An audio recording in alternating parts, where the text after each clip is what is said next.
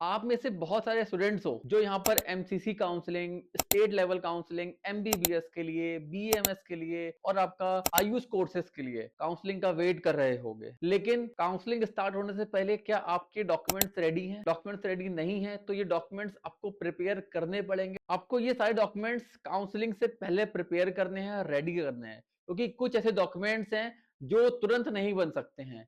कोई होता है डॉक्यूमेंट जैसे कि कैटेगरी सर्टिफिकेट हो गया, आपका इनकम सर्टिफिकेट हो गया, सबकी डेट्स होती हैं। तो इस वीडियो में हम कंप्लीट डिस्कशन करने वाले हैं ऑल इंडिया के लिए, स्टेट लेवल के लिए सबके रिक्वायर्ड डॉक्यूमेंट्स कौन कौन से हो सकते हैं, उसकी चेकलिस्ट पूरी दे देंगे। इसके बाद भी अगर आपको कोई भी डाउट आता है या कंफ्यूजन आता है तो आप हमसे कनेक्ट जरूर कर सकते हो। चलिए स्टार्ट करते हैं बिना किसी देरी के। तो फर्स्ट नंबर पर डॉक्यूमेंट जो आपका रेडी होना चाहिए, आई होप आपका रेडी होगा। फर्स्ट नंबर पर आता है आपका 10th का सर्टिफिकेट, मतलब 10th की मार्कशीट। आप सभी की आई होप रेडी होगी और कई बच्चे एग्जाम देके ड्रॉपर होंगे, उनका भी प्रिपेयर 2 साल 3 साल पहले ही उनका रेडी हो गया होगा। ठीक है, एक तो वो आपका सर्टिफिकेट हो गया। सेकंड आपका होता है मार्कशीट 12th, जहां से भी आपने पढ़ रखा है, जिस स्टेट से आपने 12th कर रखा है वो आपका हो सकता है आपका डोमिसाइल अलग हो और आपका 12th अलग हो, इसके लिए भी आगे बताते हैं। नेक्स्ट आता है टीसी या बोल सकते हो ट्रांसफर सर्टिफिकेट या माइग्रेशन सर्टिफिकेट, ये आपको रिक्वायर्ड होने वाला है अपनी काउंसलिंग के लिए। फोर्थ नंबर पर आता है आपका कैरेक्टर सर्टिफिकेट, जो आपको अपने स्कूल मतलब 10+2 से ही मिलता है, 12th से ही आपको मिल रहा होता है अपने स्कूल। तो जिन्होंने अभी तक नहीं मिला है, जिन कैंडिडेट्स को जो इस साल ही पास आउट हुए हैं, वो जाकर के अपने स्कूल से अभी ले सकते हैं। सेकेंड आता है जो नेक्स्ट आता है गैप सर्टिफिकेट। अगर आप ड्रॉपर हो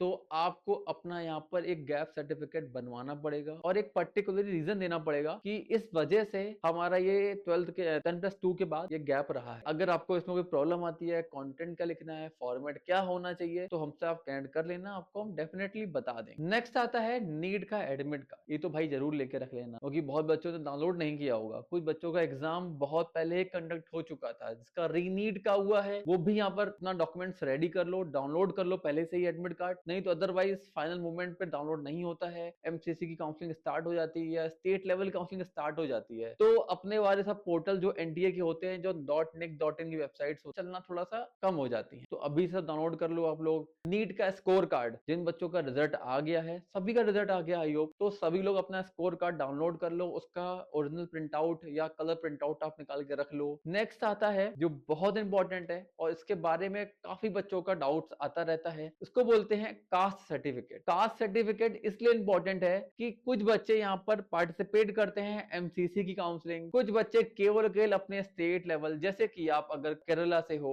कर्नाटका से हो, उत्तर प्रदेश से हो या आप एमपी से हो, अगर आप यहाँ की एमबीबीएस काउंसलिंग पार्टिसिपेट कर रहे हो या आयुष बीएमएस की कोर्सेज की काउंसलिंग पार्टिसिपेट कर रहे हो, तो आपको पर्टिकुलरली यहाँ के लिए स्टेट लेवल का सर्टिफिकेट बनवाना मैंडेटरी है, तब आपका कास्ट वैलिड होगा। जहां से आपने, जहां पर रहते हो ना, ठीक है, जैसे आप यूपी में रहते हो और आपने 12th दिल्ली से कर रखा है, तो आपकी जो कैटेगरी है, आपकी कैटेगरी बेनिफिट आपको कहां मिलने वाला है, आपको यूपी से मिलने वाला है। यहाँ पर ऐसा नहीं होता है, या आप बोल सकते हो कि डोमिसाइल जो बनता भी है ना, वो 10+2 के बेसिस पे नहीं बन रहा होता है, वो आपको यहाँ पर अपने स्टेट लेवल के बेसिस पे बनता है, जो उसके ओरिजिनल डॉक्यूमेंट्स या बोल सकते हो मूलभूत उसके बोल सकते हो डॉक्यूमेंट्स, जहां आपका डेट ऑफ बर्थ हुआ है, जहां पर आपका बर्थ हुआ है, वहां से आपका बनता है। तो आपको बहुत ध्यान रखना है कि स्टेट लेवल आप जहां से भी हैं वहीं कहीं आप बनवाएं। अगर आप एमसीसी की काउंसलिंग पार्टिसिपेट कर रहे हो इस बार, तो आपको सेंट्रल यूनिवर्सिटी, तो आपको सेंट्रल लेवल का सर्टिफिकेट बनवाना पड़ेगा। इसका अगर आपको फॉर्मेट चाहिए, किस तरीके से फॉर्मेट होता है, तो हर साल एमसीसी अपना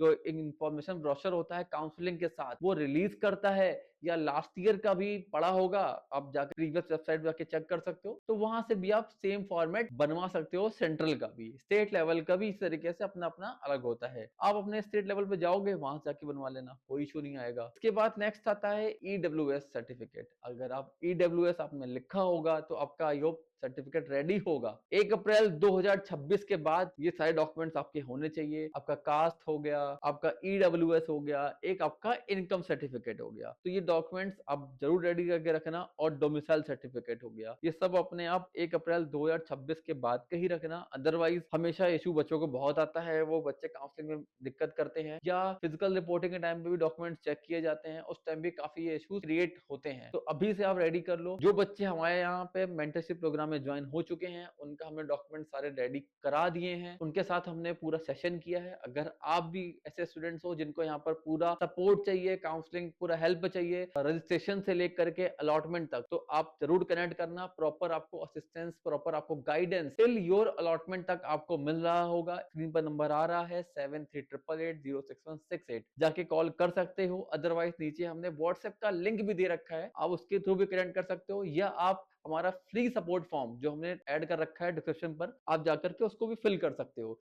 इसके थ्रू हमारी टीम आपसे कनेक्ट करेगी और आपकी सारी क्वेरीज यहाँ पर सॉल्व हो जाएंगी। अब आगे आते हैं नेक्स्ट डॉक्यूमेंट्स के लिए। उसके बाद आपको बनवाना है मेडिकल सर्टिफिकेट। मेडिकल सर्टिफिकेट का भी एक फॉर्मेट होता है, ठीक है। ये लेकिन तब रिक्वायर्ड होता है जब आपका अलॉटमेंट आ जाता है। अभी काउंसलिंग के टाइम पे तो मोस्ट प्रोबेबली जरूरत नहीं पड़ती है। काउंसलिंग में अलॉटमेंट जब आपको मिल जाता है, कोई कॉलेज अलॉट हो जाता है, तब आपको यहाँ पर डॉक्यूमेंट्स की नीड पड़ती है। वाले मोस्ट प्रोबेबली 2 से 3 दिन लगता है इसको बनने में, आप वहां से रेडी कर सकते हो। आपको अगर आपको इसका फॉर्मेट चाहिए या कोई इशू आता है तो आप जरूर बता देना, आपको दे दिया जाएगा। आगे आते हैं मेडिकल सर्टिफिकेट। उसके बाद आता है पासपोर्ट साइज फोटो, जो आपने यहाँ पर नीट के एप्लीकेशन फॉर्म में सबमिट किया था, जो फोटो लगाई थी आपने, वो यहाँ पर रिक्वायर्ड होने वाली है। तो उसका ही ध्यान रखना, उसकी कॉपी बनवा लो आप, उसकी फोटो आपको ऐड करनी है। आगे जा करके वही फोटो आपको कॉलेज में भी लगेगी, क्योंकि वो सेम मैच करते हैं नीट के ही फॉर्म से। नेक्स्ट आता है आपका सिग्नेचर, जो आपको मोस्ट सभी के पास है, सब रेडी कर लेंगे उस टाइम पे।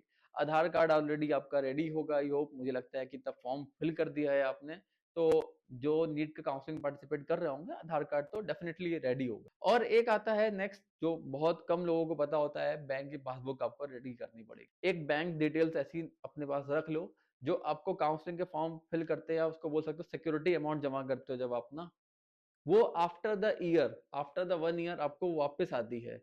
कभी ये मत ट्राई करना कि किसी कैफे वाले भैया से काउंसलिंग का एप्लीकेशन फॉर्म फिल करा दिया और उसके बाद उन्होंने अपना नंबर डाल दिया ना, बैंक डिटेल्स, तो अगले साल वो पैसे आपके रिफंड नहीं आने वाले हैं। और वो जो कैफे वाले भैया है ना, वो आपको बताएंगे भी नहीं कि हमने क्या किया है।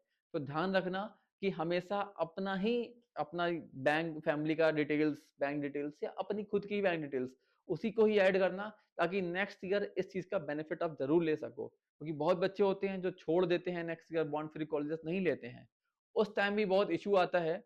कुछ ऐसे लिस्ट भी होती है, अगर आपको बॉन्ड फ्री की चीज मैं आगे वीडियोस लेकर के आऊंगा, उस पर भी आपको बता दिया जाएगा, ठीक है। बाकी अभी के लिए इतना ही है। और नेक्स्ट आता है आपका डिफेंस सर्टिफिकेट।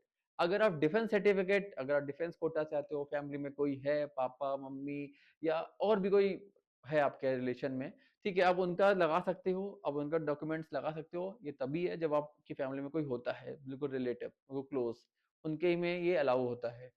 लास्ट बैंक की पासबुक जो मैंने आपको बता दिया, वो चाहिए होगी पेरेंट्स की या आपके स्टूडेंट और आप खुद की, ठीक। तो ये कुछ डॉक्यूमेंट्स की लिस्ट थी जो आपको अपने काउंसलिंग में, चाहे आपकी कोई भी काउंसलिंग हो, नीट की, एमबीबीएस की या बीडीएस की या आयुष के कोर्सेज की, आपको कहीं भी कोई डाउट आता हो या कंफ्यूजन आ रहा हो, तो टीम से जरूर कनेक्ट कर लेना, आपको सारी क्वेरीज डेफिनेटली बता दी जाएंगी। और किसी दूसरे टॉपिक्स पर वीडियोस चाहिए तो प्लीज कमेंट सेक्शन पर कमेंट जरूर करना, हम उस पर वीडियोस डेफिनेटली लेकर के आएंगे। तो मिलते हैं किसी नई वीडियो में, तब तक के लिए keep watching and subscribe channel. Bye.